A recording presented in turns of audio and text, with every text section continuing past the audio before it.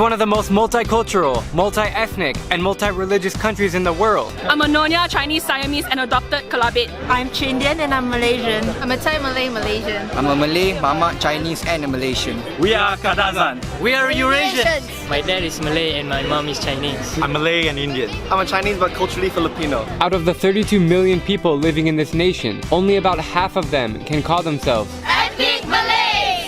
23%, or 8 million people, are Ethnic Chinese!